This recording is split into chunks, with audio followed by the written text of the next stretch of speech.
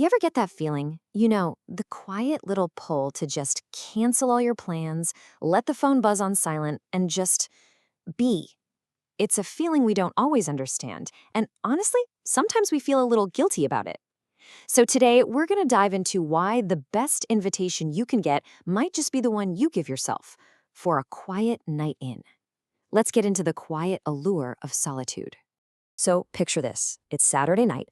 On one side, you've got the party of the year. Everybody's going to be there. The music's going to be blasting, the energy's through the roof. And on the other side, you've got the quiet comfort of your own space. Now, it seems like a pretty simple choice, right? But it's loaded with so much more than just what you're going to do for a few hours. What's really fascinating is when you break down the vibe or the energy of each choice. A party, that's all about being on. It's crowds, it's noise, it's a performance. But solitude, that's the total opposite. It's quiet, it's a chance to reflect. It's the one place you can be completely 100% authentic. One literally pulls your energy out into the world, while the other invites it right back in. Okay, so if solitude can feel so good, why is it often such a hard choice to make? Why do we feel so much guilt? Well, that brings us to all those outside forces, those pressures we all feel to constantly be out there doing things and being seen. A huge part of this pressure comes from something called the extrovert ideal. See, our culture tends to put the super outgoing, life of the party person on a pedestal. It creates this unspoken rule that being social and bubbly is the right way to be. And because of that, choosing a quiet night can feel less like a choice and more like you're failing at something. And that ideal, it cooks up some very real anxieties, doesn't it? You've got FOMO, that nagging fear of missing out on some epic story everyone will be talking about on Monday. You've got that sense of social obligation. You should go see your friends. Then there's the fear of what other people will think, that they'll see you as weird or flaky. And maybe the worst one is that little voice in your own head, the one that whispers, "Are you boring? Are you antisocial for just wanting to stay home?" But let's just push all that external noise aside for a minute and turn inward. Because that pull you feel towards being alone, it's not a flaw and it's not random. It's a really deep psychological need. So let's talk about the powerful, positive reasons we crave that quiet time. First things first, we have to redefine what we're even talking about here. This is not about being lonely or isolated against your will. Solitude, that's a choice. It's an active decision to be with yourself for a really good reason, to restore your energy and to actually hear yourself think. From a psychological standpoint, the benefits are huge, and they kind of happen in 3 stages. Think of it as a process of restoring, regulating, and finally reconnecting with yourself. Let's walk through it one step at a time. So step 1 is cognitive restoration. The best way to think about this is to imagine your brain is like your smartphone battery, right? Every single text, every notification, every conversation, every bit of small talk, it just drains that battery bit by bit. Solitude is you finally finding a wall outlet and plugging your brain in to recharge.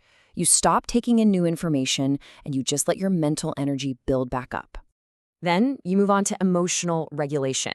When we're out in the world, we're always kind of performing. We're managing how we seem to others, putting on a happy face or trying to match the energy in the room.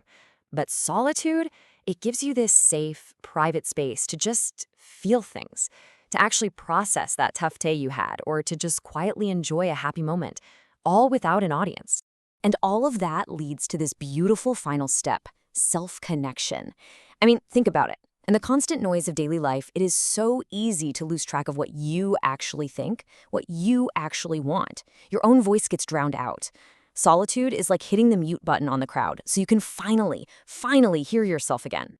Now, we absolutely have to talk about the elephant in the room, the biggest misunderstanding in this whole conversation. We throw the words alone and lonely around like they're the same thing. They are worlds apart, and getting this difference is the key to ditching the stigma around wanting to be by yourself. Just look at this breakdown.